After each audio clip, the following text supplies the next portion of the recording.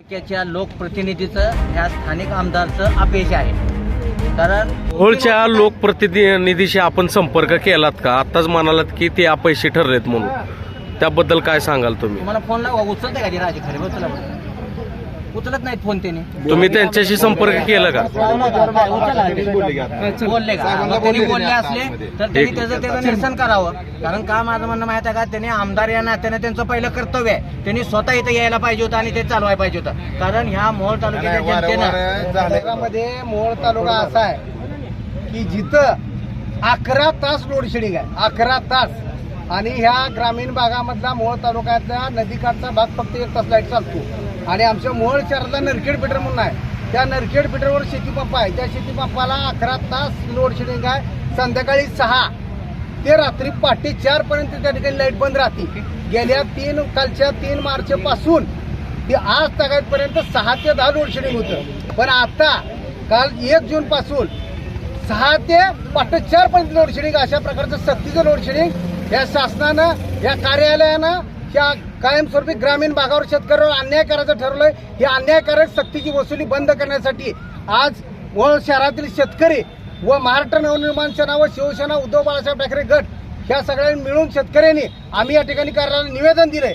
आणि गुरुवारी 11 तारखेला जर त्याच्या आत या कार्यालयात जिल्हा प्रशासन, मोहोळ तालुका प्रशासन आणि सरकारला माझी विनंती आहे की शेतकऱ्याचा अंत न बघता त्यांनी जर लाईट आमची सिंगल पीस जर नाही चालू केली तर 11 तारखेला महाराष्ट्र नवनिर्माण सेना, सर्व शेतकरी व शिवसेना उभाटा गट आम्ही सगळे मिळून या महावितरण कार्यालय व तहसील कार्यालयावर मोठा मोर्चा काढण्यात येईल. त्याची सर्वोच्च जबाबदारी ही प्रशासनाची राहील, एवढंच मी या ठिकाणी बोलतो. अशा जुलमी कार्यालय व जुलमी प्रशासन व राज्यकर्ते यांच्याविरोधात हा शेतकऱ्यांचा व सगळ्यांचा लढा आम्ही यशस्वीपणे लढणार आहोत, हे त्यांनी लक्षात ठेवावं, एवढीच मी या ठिकाणी बोलतो. कुठं कुठं लोड शेडिंग चालू, कुठल्या भागात चालू आहे? तुम्ही आज निवेदन दिलंय. नरखेड फिटर म्हणजे जो फिटर आहे त्याच्यामध्ये काळे वस्ती, गायकवाड वस्ती, मोहोळ शहरातला अंतर्गत हा सगळा भाग आणि त्यानंतर इकडे पलीकडे पेटी वस्ती, माळी वस्ती, ह्या सगळ्या भागात अन्यायकारक स्वरूपाची सक्तीची त्या ठिकाणी लोडशेडिंग सुरू आहे. काय झालं की त्या नरखेड फिटर लोडशेडिंग म्हणून इथल्या अधिकाऱ्यांनी ढकलून द्यायचं आणि 4-4 तास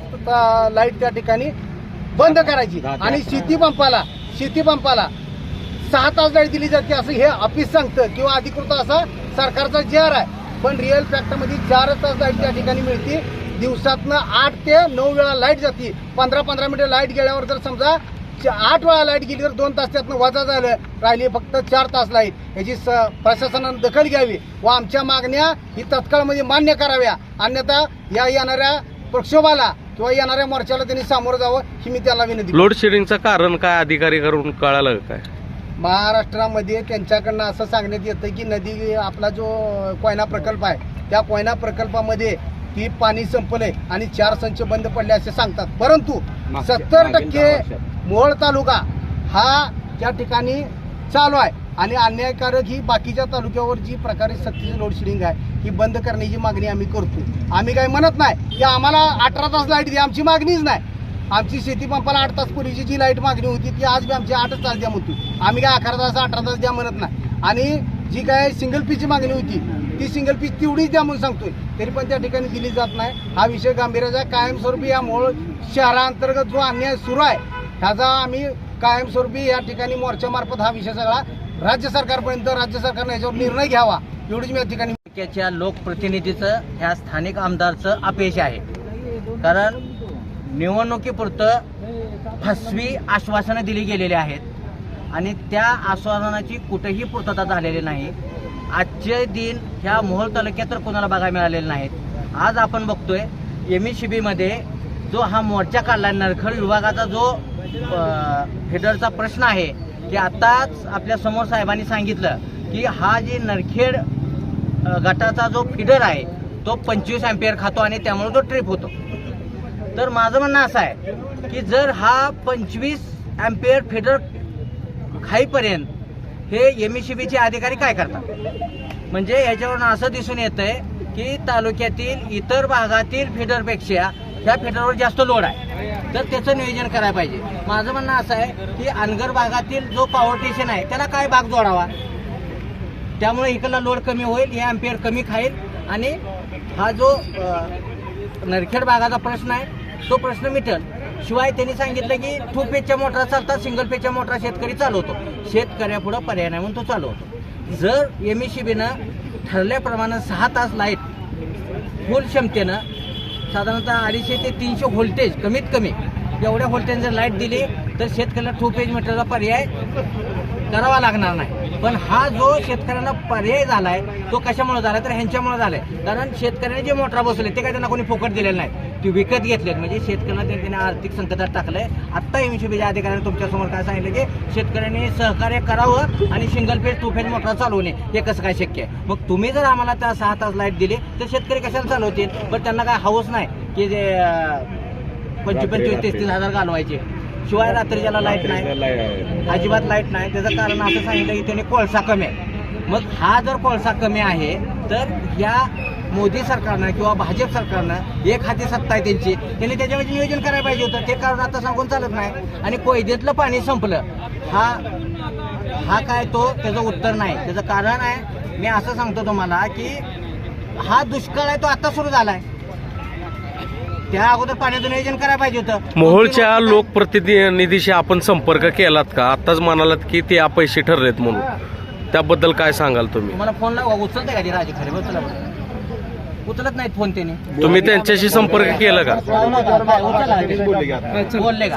त्यांनी बोलले असले तर त्यांनी त्याचं निरसन करावं. कारण का माझं म्हणणं माहित आहे का, त्यांनी आमदार या नात्याने त्यांचं पहिलं कर्तव्य आहे. त्यांनी स्वतः इथं यायला पाहिजे होतं आणि ते चालवायला पाहिजे होतं. कारण ह्या मोहोळ तालुक्याच्या सोलापूरला तुम्ही पटेल साहेबांना विचारा. 2 वेळा मिटिंग झालेली आहे. 2 वेळा मिटिंग होऊन पण मिटिंग घेऊन हे सगळं सांगून पण परवा दिवशी पण मुद्दा मांडलेला आहे त्यांनी. परवा दिवशी पण मांडलेला आहे. परत मला त्यांनी काल सांगितलं की तुम्ही ज्यावेळेस तिथं जाताल तर मला फोन करून सांगा.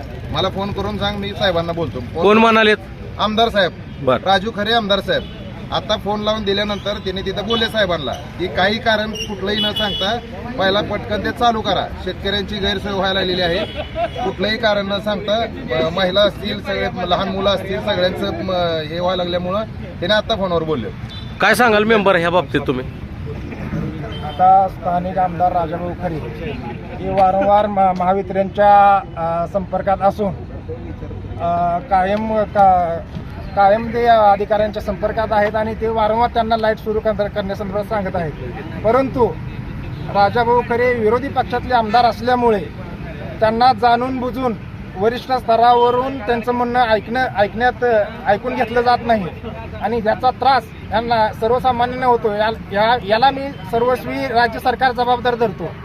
कारण राज्य सरकारची जबाबदारी आहे की त्यांनी वीज पुरवठा करण्यासंदर्भात सर्व भागाला समान न्याय द्यायची भूमिका पार पाडली पाहिजे. परंतु ज्या ठिकाणी विरोधी पक्षाचा आमदार आहे किंवा विरोधी पक्षाची सत्ता आहे त्या ठिकाणी हे सरकार जाणीवपूर्वक जनतेला वेठीस धरण्याचं काम करतंय आणि लोकांना जसा कसा त्रास होईल यासाठी प्रयत्न करतंय.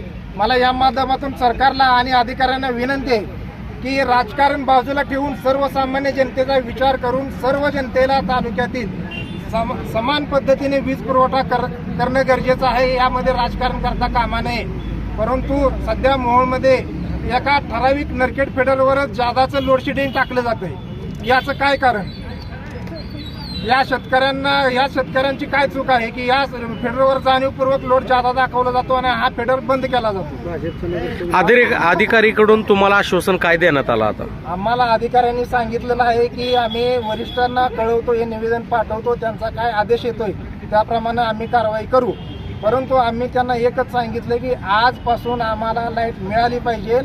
तुम्ही कुठल्याही कशाही प्रकारे ॲडजस्ट करा. तुम्ही शहरातून जोडून द्या किंवा इतर फेडरवरून आम्हाला लाईट जोडून द्या. परंतु आम्हाला आजपासून लाईट चालू झाली पाहिजे. नाहीतर आम्ही उद्या 11 तारखेला भव्य ट्रॅक्टर मोर्चा सर्व शेतकऱ्यांना घेऊन, महिला, ट्रॅक्टर, बैलगाड्या, जनावरे घेऊन या कार्यालयासमोर आणून बांधणार आहोत.